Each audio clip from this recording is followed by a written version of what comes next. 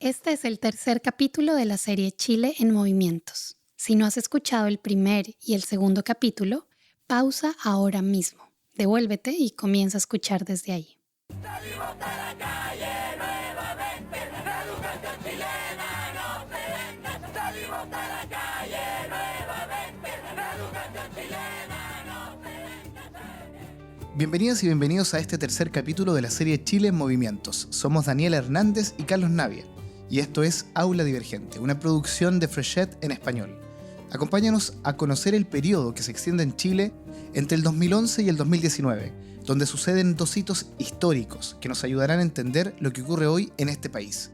Una historia y un futuro reconstruido a partir de la voz de sus protagonistas y representantes desde la política y la academia chilena. Así es, Carlos, pues bienvenidos y bienvenidas. Es increíble que ya estemos en el capítulo 3. Y como tú mencionabas, Carlos, en este capítulo vamos a hablar de dos hitos muy importantes que surgieron después de la Revolución Pingüina de la que hablamos anteriormente. Tenemos ahora las movilizaciones del 2011 y el estallido social que hubo en el 2019, que fue el que dio paso al actual proceso constituyente. Y como vamos a hablar de este periodo, Carlos, así como lo hicimos anteriormente, me parece muy importante que podamos hacer una breve recapitulación de los gobiernos que hubo en este periodo, más o menos desde el 2006 hasta la actualidad. Claro, Dani. De hecho, tenemos dos presidentes para 4 periodos consecutivos. Sabemos del 2006 al 2010, Michelle Bachelet, y es allí donde se produce la llamada Revolución Pingüina, a la que dedicamos el capítulo anterior. Del 2010 al 2014, el primer gobierno de Sebastián Piñera, y hoy tendremos protagonistas de ese gobierno como invitados e invitadas. Le sigue a ese gobierno el segundo mandato de Michelle Bachelet entre el 2014 y el 2018, y tendremos también a una protagonista de ese gobierno. Y finalmente, entre el 2018 y el 2022 se produce el segundo gobierno de Sebastián Piñera, el cual es aquel donde se suscitan las movilizaciones del 2019 que, como tú decías, abren paso al proceso constituyente que acaba de terminar, en el sentido de que recientemente, el 4 de julio pasado, se hizo entrega del borrador de nueva constitución.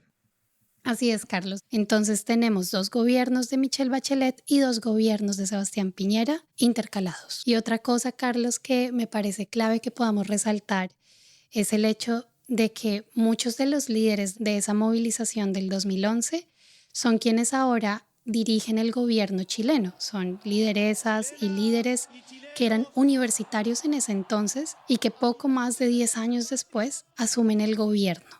Haber hecho este recuento para poner en relieve que hubo dos presidentes, Bachelet y Piñera, para 4 gobiernos, es importante si nos damos cuenta ahora de que esas dos grandes coaliciones que gobernaron Chile, por así decirlo, la centroizquierda y la centroderecha, se ven interrumpidas por la arremetida de este gobierno actual del presidente Gabriel Boric, quien fue líder el 2011 de las movilizaciones universitarias, junto, por ejemplo, a la actual ministra del Interior, Isquia Siches, o a la actual vocera de gobierno, Camila Vallejos, o asimismo a quien está encargado de llevar la relación entre el gobierno y el Congreso Nacional chileno, que es el ministro Giorgio Jackson.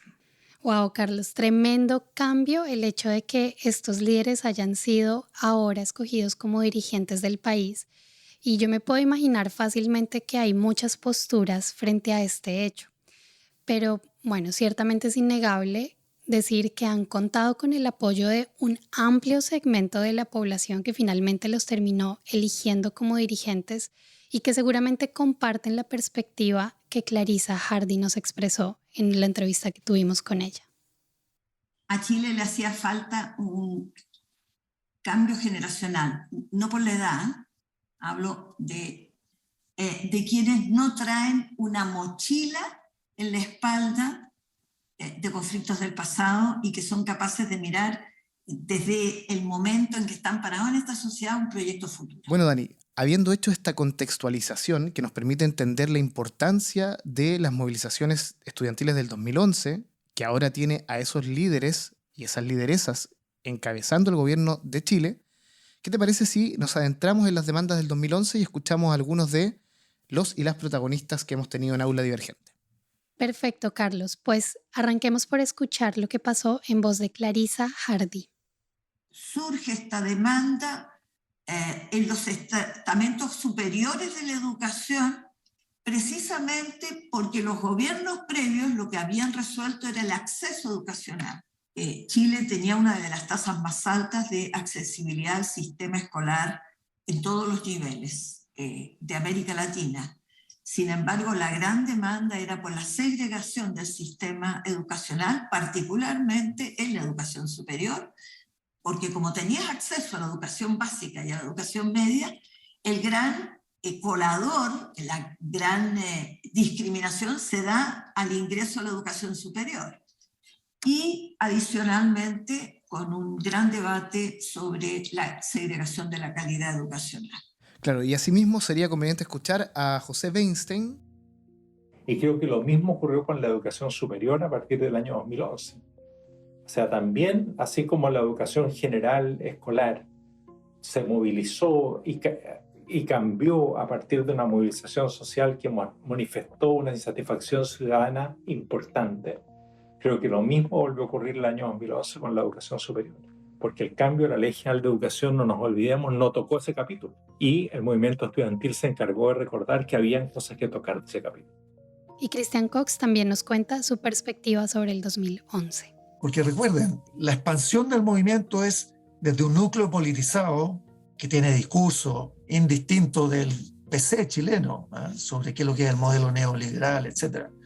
Se expande por las ciudades y todos los rincones de la educación secundaria, donde los jóvenes no estaban politizados y no sabían los detalles de la ley orgánica constitucional de enseñanza, pero sí sentían en su piel de que las posibilidades de ascenso en la educación superior a la que tenían acceso, y eso es fruto de las reformas anteriores, tenían una fuerte marca social, de clase, de estratos. Y esa es la base del movimiento. En parte vinculado con lo que nos cuenta Christian Cox, tenemos las palabras de Karina Delfino. Yo creo que cada vez que avanzaron en estas movilizaciones grandes fueron incorporando temas que son más estructurales.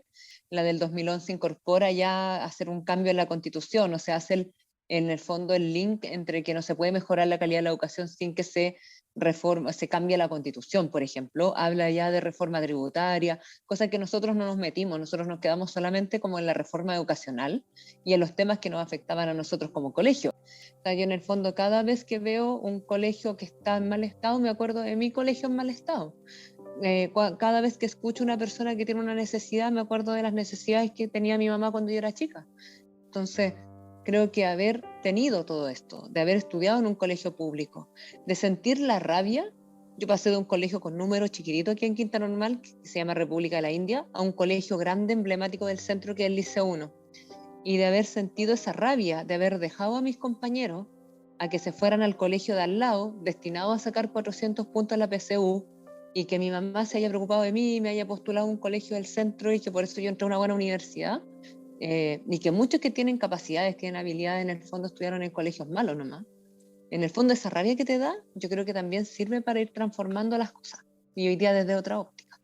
Bueno, Carlos, pues personalmente me encantan las perspectivas que acabamos de escuchar, porque creo que nos dan una visión que va más allá de la demanda legal en sí misma y muestran que estas movilizaciones surgen desde la frustración que estos jóvenes universitarios vivían en su experiencia, en la dificultad que ellos mismos experimentaban para acceder a la universidad, para pagar la prueba de admisión a la universidad, la PSU, entre otras cosas. Y por eso al final la demanda era por una educación pública, gratuita y de calidad.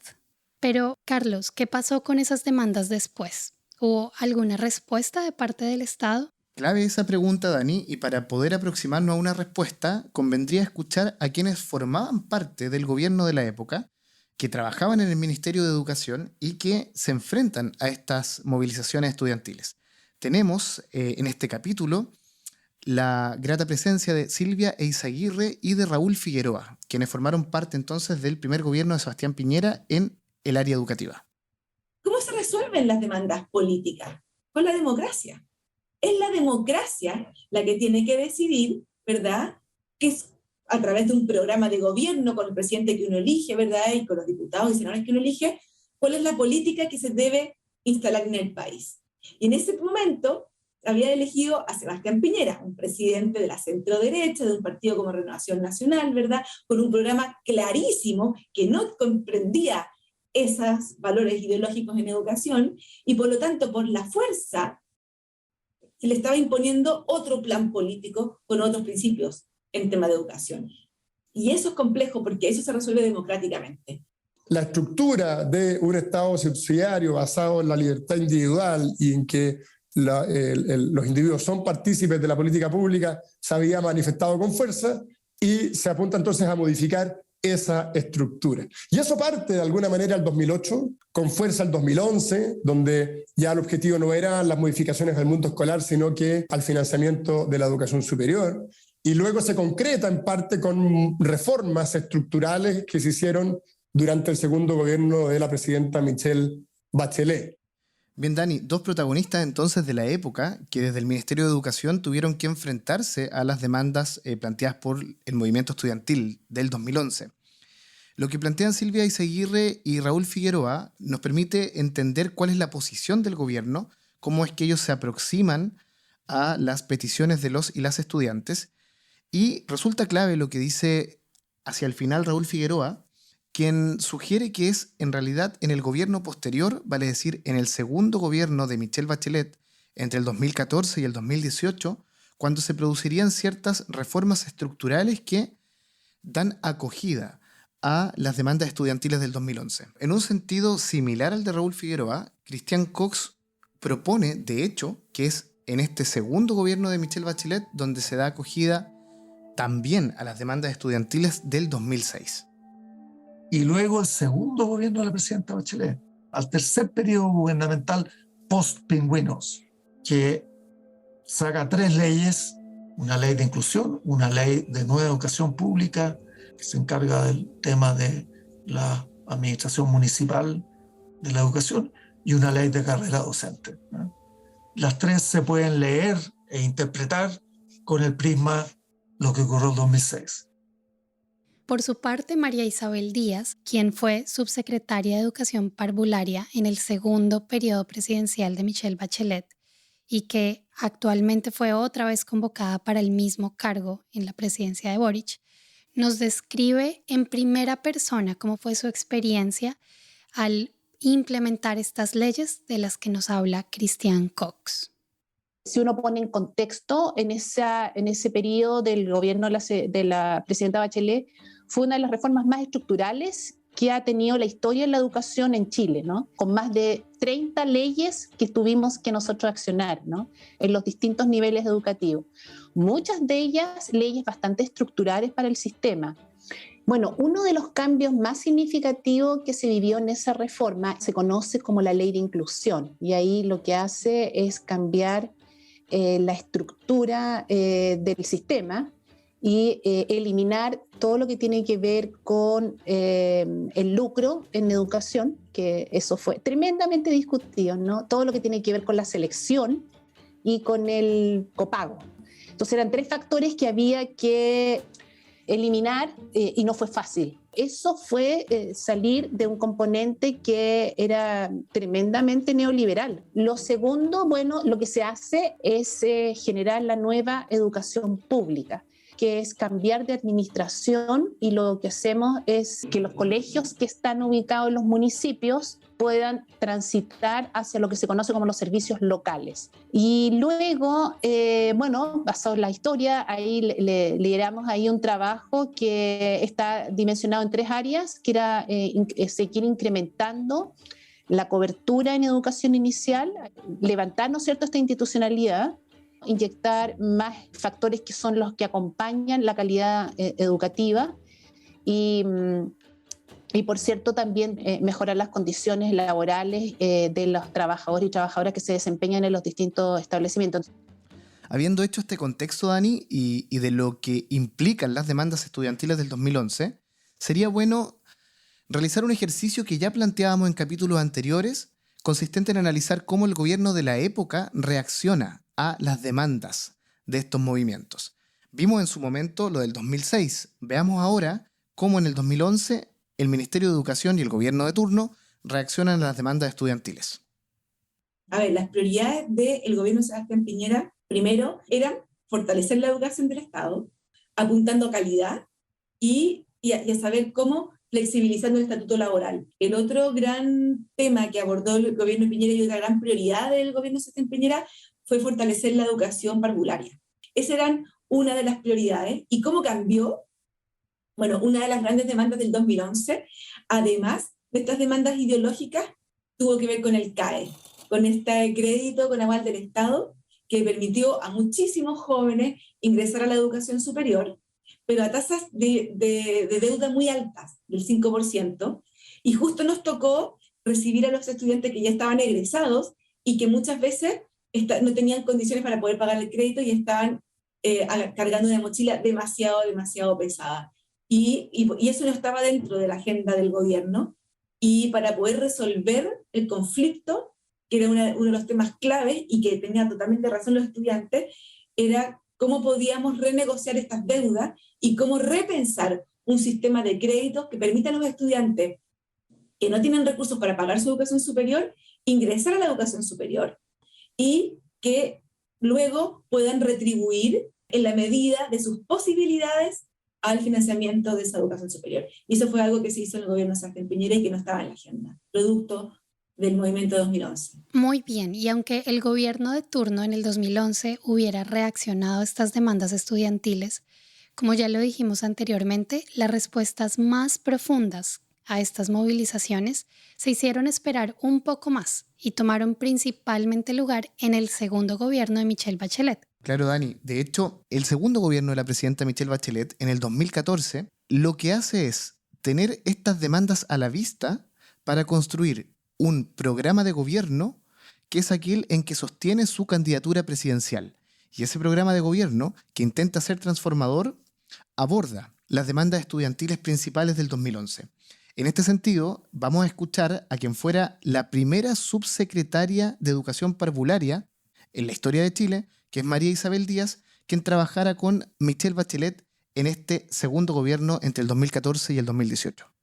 La visión de estas 30 iniciativas legales justamente tenían que ver con cambios estructurales. Uno era el sistema de educación pública, el otro era la carrera docente, ¿no es cierto?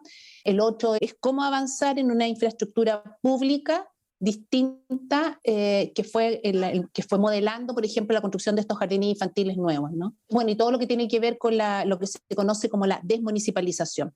Todos esos eran requerimientos que los estudiantes por más de 10 años estuvieron demandando y finalmente se tomó una decisión profunda, estructural, de lograr efectivamente un cambio. Muy bien, Carlos. Pues hasta aquí es claro que cada gobierno tiene unas dinámicas y tiene una temporalidad muy distinta. Tenemos gobiernos como el de Sebastián Piñera, que se enfrentó a las movilizaciones y tuvo que ver qué hacía en relación con la agenda que él ya había planeado al ser elegido como presidente. Mientras hay gobiernos como el segundo de Michelle Bachelet, quien ya entra con una propuesta clara en su agenda de incluir las demandas que se habían planteado en el 2011. Y claramente esto también define el tipo de respuesta que cada gobierno dio a estas movilizaciones. Algunos propusieron cambios estructurales, mientras que otros resolvieron tener respuesta a través de acciones concretas y más inmediatas.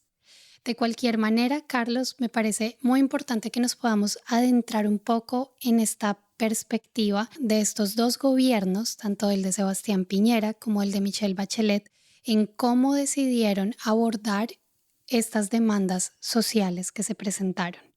Por una parte contamos con la visión de Raúl Figueroa y por otra parte con la visión de Clarissa Hardy. Es muy importante dejar claro que los programas de gobierno se hacen sobre la base de las necesidades de un país y no necesariamente sobre las exigencias de determinados grupos de interés. Y la gran ventaja que tienen los gobiernos en las sociedades democráticas es que cuando ganan, lo hacen porque tuvieron el respaldo de una amplia participación de la ciudadanía. Y desde ese punto de vista, tanto en lo que fue el primer gobierno del presidente Piñera y particularmente en el segundo, donde el tema educativo tuvo una relevancia importante en su campaña, la conclusión que uno tiene que sacar es que ese programa fue apoyado por un amplio número de chilenos que querían esas propuestas y no otras. Y en ese sentido, a mí me preocupa muchísimo, y aquí voy a extrapolar un poco tu pregunta, no solo a los estudiantes, sino que a diversos grupos organizados, y cómo en algunos momentos o gobiernos las agendas se distorsionan sobre la base del servilismo a determinados grupos que capturan intereses mayores. Y lo primero que me entero como ministra, descubro que los reclamos de las organizaciones populares en los sectores más vulnerables no son las condiciones básicas de vida, sino que estas ya cambiaron. Demandan gratuidad en la prueba de selección para la universidad, porque sus hijos ya podían estudiar en la educación básica, ya podían estudiar en la educación media, pero tenían claras limitaciones para ingresar a la educación superior desde el momento que la prueba de selección ya era pagada. Primera medida de Bachelet, que no estaba contemplada en su programa, fue la gratuidad de esta prueba, que fue un descubrimiento en el terreno, no haber sido capaces de percibir cómo los propios progresos de la sociedad degeneraban sus déficits. Es decir, había una fotografía que no veíamos. Eso habla de lo que decía, de la miopía del sistema político, de lo que estaba ocurriendo con la sociedad. Miopía que me temo subsiste. Qué bueno, Dani, haber escuchado tanto a Raúl Figueroa como a Clarisa Hardy, lo que da cuenta de la pluralidad de visiones que hay acá en Aula Divergente. Entonces tenemos, por una parte, una creencia de que el gobierno debe ser fiel a aquel programa por el cual fue escogido por la ciudadanía, versus una creencia distinta que apunta a que una cosa es el programa y otra cosa es la flexibilidad que se debe tener cuando aparecen ciertas demandas de gran entidad que exigen una respuesta. Bueno, Carlos, pero más allá de cómo estos gobiernos se aproximaron y respondieron a estas movilizaciones y a estas demandas que se hicieron en el 2011, lo cierto es que hubo respuesta en ambos gobiernos, tanto en el gobierno de Sebastián Piñera como en el gobierno de Michelle Bachelet. Pero entonces, si estas demandas fueron respondidas, ¿cómo se explicaría el estallido social que hubo pocos años después, en el 2019? Dani, esa pregunta que planteas es clave, porque efectivamente gobiernos sucesivos desde el 2011 en adelante han intentado dar respuesta a demandas sociales, entre ellas la educativa. El tema es que nos encontramos en el 2019 con un estallido social que cambia la historia de este país. Y pareciera que aun cuando se hubiera intentado dar respuesta a las demandas educativas, había otras tantas que no estaban siendo atendidas en dimensiones como salud, o como vivienda, o como pensiones, entre otras. Y llegados a este punto, la solución que se ofrece en el 2019 es crear una nueva constitución política que reconfigure la convivencia social en Chile y que, entre otras cosas, produzca una modificación en el área que a nosotros nos interesa, que es derecho a la educación. Bien, pues bueno, veamos entonces qué dicen nuestros entrevistados y entrevistadas a propósito de ese gran estallido de 2019. Perfecto, Carlos. Escuchemos entonces a Karina Delfino, quien nos va a comentar sobre las causas de este 2019.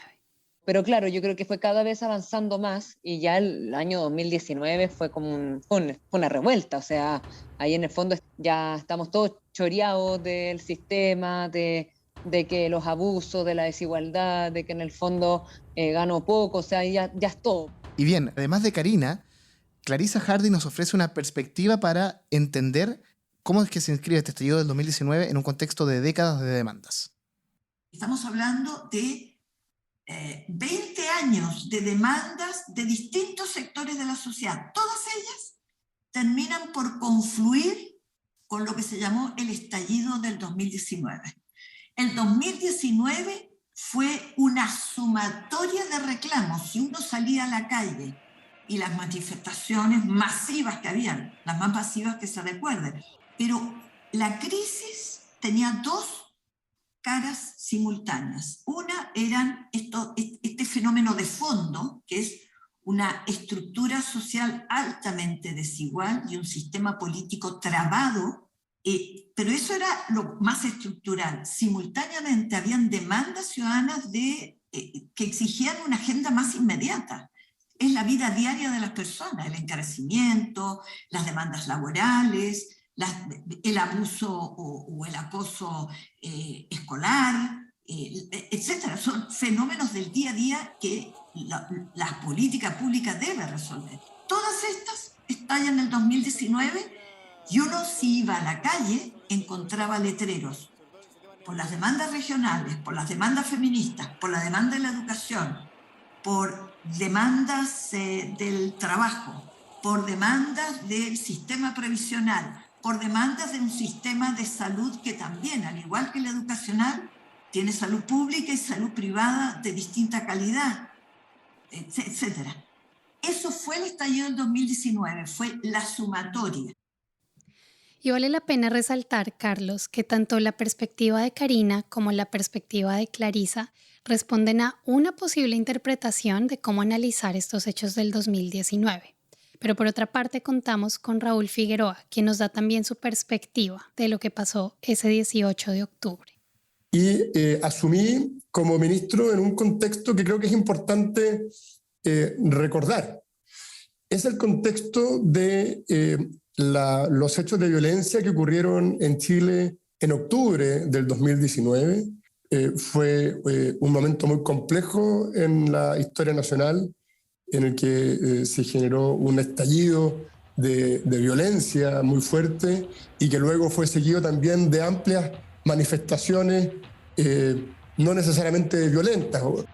Entonces se combina un objetivo político mayor de un cambio estructural en el cual grupos más bien vinculados a partidos de centro-izquierda han estado sistemáticamente, en el fondo, trabajando por esos cambios.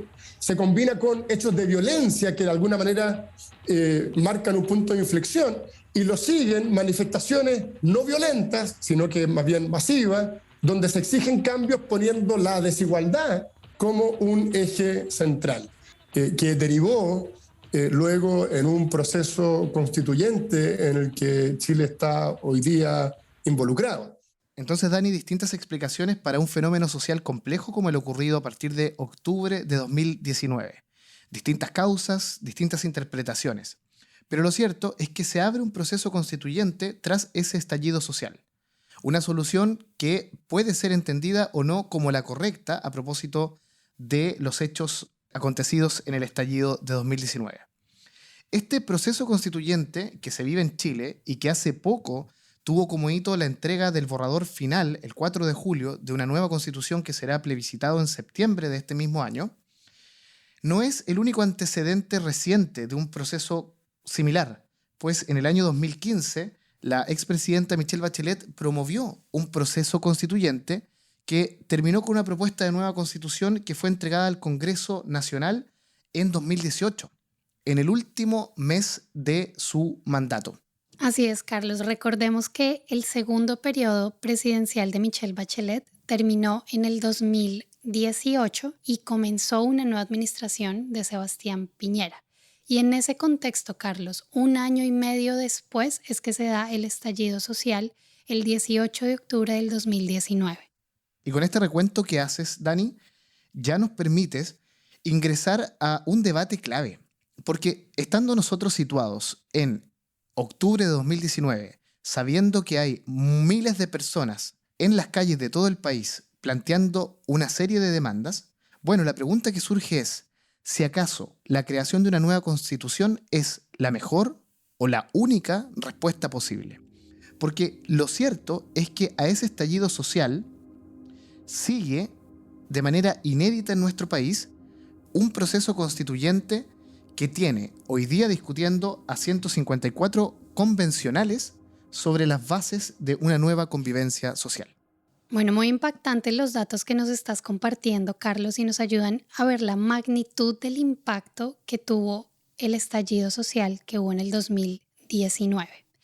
Escuchemos entonces a Fernando Atria, a Clarisa Hardy y a Karina Delfino, para quienes la respuesta al estallido social estaría en la creación de una nueva constitución. El movimiento del 2006 fue, creo yo, eficazmente neutralizado. Un movimiento que tenía una demanda transformadora se convierte o se procesa en términos de una demanda de corrección aquí o allá. Y eso, el 2011 estaba claro. Por eso el 2011 fue tan fácil, que la demanda por educación se transformara en una demanda por nueva constitución. Y por lo tanto había, por un lado, la salida constitucional, pero por otro, el compromiso de una agenda social de cambio sin necesidad de reformas constitucionales. Esa agenda social se congeló por la pandemia. Es decir, la pandemia congeló la agenda de la política pública y volcó enteramente los esfuerzos gubernamentales a la emergencia sanitaria y a la emergencia económica que provocó la pandemia. Y por eso la canalización de ese estallido termina siendo el abrir a un proceso constituyente que permita resolver finalmente lo que nosotros esperábamos que ocurriera, que es qué nuevo pacto político y social puede darse a la sociedad.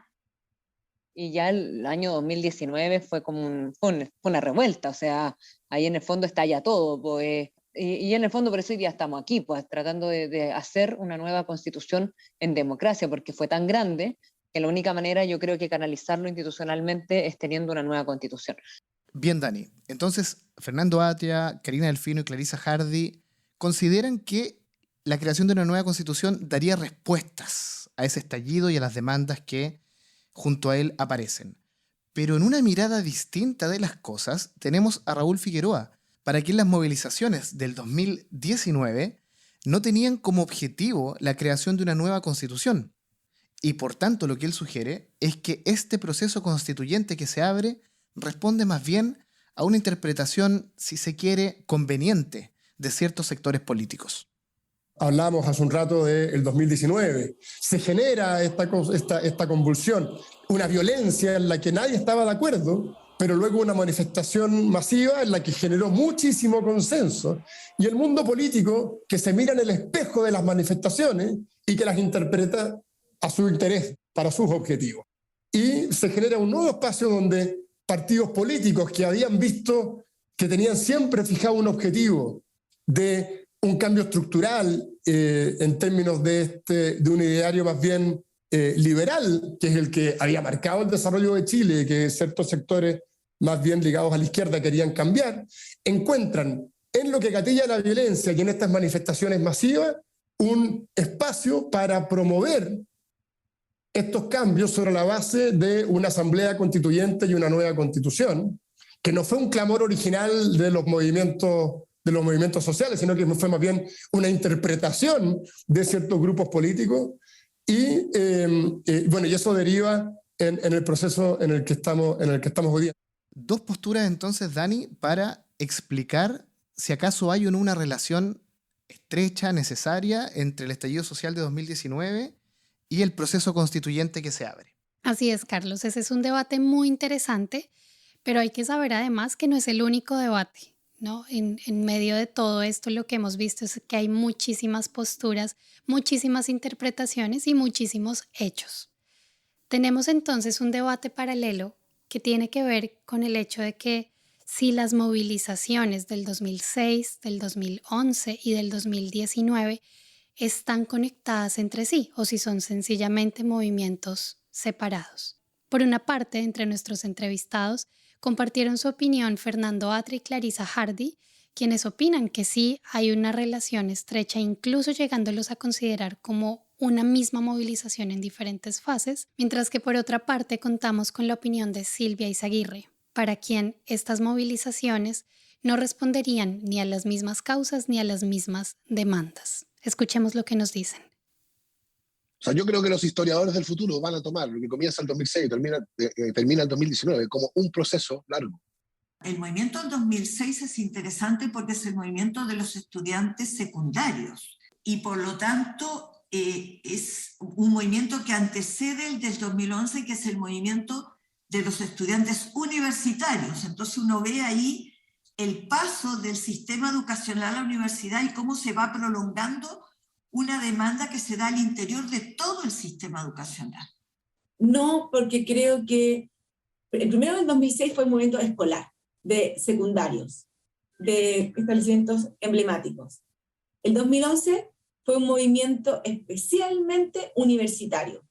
El 2019, el estallido social, tú no puedes ver cuál es la causa, la monocausa del estallido. Es multifactorial. Y por lo tanto, yo te diría que es primero de una magnitud radicalmente distinta, de una cobertura radicalmente distinta, de una transversalidad radicalmente distinta. Y eso me hace pensar que los factores, las causas, son múltiples, en distintas dimensiones. Una diferencia enorme para el gobierno que tiene que gestionar esas demandas. Porque, ¿qué pasa? Cuando tú me dices, ¿sabes qué? Yo estoy en contra del cobro del pasaje del transporte, que me está subiéndolo, ¿verdad? Es un tema de gestión, administración, ¿ya? Y se resuelve con plata. Y es responsabilidad del gobierno de turno o del municipio de turno. Cuando tú tienes demandas políticas, ¿ya? Y ejerces presión a través de violencia, que son las tomas, ¿verdad? Y los paros, ¿cómo se resuelven las demandas políticas? Con la democracia. Y cuando tú buscas la calle para imponer tus ideas políticas, te está saltando el proceso democrático. Entonces tiene una solución distinta. Y ahí tenemos que entrar en la negociación política, ¿verdad?, en el Parlamento para resolver el conflicto que está en la calle. Pero en principio se debería resolver a través de la democracia y no de la gestión. Uy, Dani, entonces, interpretaciones más, interpretaciones menos. Lo cierto es que tenemos un proceso constituyente inédito en Chile, que hace poco, el 4 de julio, tuvo como resultado la creación de un proyecto de nueva constitución que será plebiscitado el próximo 4 de septiembre. Y este texto de nueva constitución, Dani, incluirá una nueva regulación del derecho a la educación. Y Carlos, qué momento tan importante no solo para la educación, sino en general para las reformas que se vienen en Chile. Y surgen muchísimas preguntas, ¿no? Como, ¿qué va a pasar con la calidad, con la gratuidad, con la municipalización de la educación a raíz de este proceso que se está abriendo? Sí, Dani, es no solo la reconfiguración de la educación como derecho, no solo la expectativa de cuánto o en qué medida responde a las demandas estudiantiles y al debate público de las últimas décadas, sino que también es la reconfiguración de la convivencia social, porque digamos que cambiará la configuración del Estado y cambiará el catálogo de derechos fundamentales que ese Estado debe asegurar a todos y todas en Chile. Bueno, Carlos, pues sabiendo que en el próximo capítulo nos vamos a enfocar en esto y en cuestiones como el derecho a la educación, el rol del Estado, la libertad, escuchemos a nuestros entrevistados que nos dan un abrebocas de lo que viene en nuestro episodio número 4. Estamos en la fase final del proceso constituyente. Esta conversación se produce en la última semana en que el pleno de la Convención Constituyente está votando los artículos que luego van a tener que sistematizarse y ponerse a disposición de la ciudadanía para que en un plebiscito apruebe o rechace ese nuevo texto. Creo que la discusión que está hoy día en torno a la nueva Constitución es súper importante para ir encaminando lo que se viene, pero evidentemente que también ahí se necesita un Congreso que vaya caminando en la misma dirección y un gobierno que vaya caminando en la misma dirección. En cualquier caso, el proceso constituyente chileno va a ser un proceso que va a tener impacto más allá de Chile, porque está en un momento bien especial. En un momento de crisis ambiental, en un momento de irrupción del movimiento feminista, en un momento de desencanto con el funcionamiento normal de las instituciones democráticas. Todas esas cosas son cosas que son muy sentidas, muy, muy fuertes en el proceso constituyente chileno y que evidentemente no son solo cosas chilenas y que no se van a aminorar en lo que viene, no se van a agudizar. Así que es interesante pensar desde el proceso constituyente chileno más allá de él mismo, y eso es algo que no se puede hacer mientras uno está en la convención justificando sus votos. El proceso constituyente es justamente una posibilidad muy grande de poder redefinir lo que son la educación y básicamente lo que es la educación pública con mucha fuerza. Uy, Dani, buenísimo entonces lo que se viene en el próximo capítulo y final de esta serie Chile en Movimientos, no solo a propósito del debate constitucional sobre el derecho a la educación, sino que también este último capítulo estará referido a el programa del actual gobierno del presidente Gabriel Boric, quien fuera líder estudiantil, como dijéramos antes, en el 2011. Entonces, el cuarto capítulo, que es el capítulo que nos deja ya en el 2022, que nos lleva hasta el momento presente en este recorrido, nos tendrá, por una parte, mirando hacia el trabajo de la Convención Constitucional y por otra, mirando hacia la moneda, hoy gobernada por un ex líder estudiantil. Claro que sí, Carlos. Universitarios ayer y gobernantes hoy. Aula Divergente es una producción de Fresh Ed Podcast. Para la construcción de este capítulo contamos con la participación en orden alfabético de Fernando Atria, Camilo Blanco, Cristian Cox, Cristian Beley, Karina Delfino, María Isabel Díaz, Silvia Eizaguirre, Raúl Figueroa, Javier González, Clarisa Hardy, Pablo Rivera y José Weinstein. Las entrevistas inéditas estarán disponibles próximamente en las plataformas de Fresh Ed y Aula Divergente. Pueden encontrar la transcripción y traducción al idioma inglés de este capítulo, junto a una selección de recursos bibliográficos para conocer a mayor profundidad los temas tratados aquí. Tengas en consideración que las opiniones expresadas en Aula Divergente son de exclusiva responsabilidad de sus anfitriones y de los y las invitados entrevistados, no de Fresh Ed ni de sus patrocinadores, quienes no asumen ninguna posición institucional. Si les gustó este capítulo, califíquennos en la plataforma en que escuchen nuestro podcast. Las reseñas realmente nos ayudan. El equipo incluye a Daniela Hernández, Carlos Navia, quien les habla, Álvaro Acevedo y Will Bram. La música original para Aula Divergente fue creada por Joseph Minaurio, de Pattern Based Music. Aula Divergente es un podcast administrado de forma independiente, sin anuncios, y es posible gracias al apoyo de Open Society Foundations, NORAG, UCL University College London Institute of Education y oyentes como tú. Considera donar a Aula Divergente visitando freshedpodcast.com/donate. Gracias por escucharnos. Somos Daniela y Carlos y volveremos pronto en el siguiente episodio en esta serie Chile en Movimientos.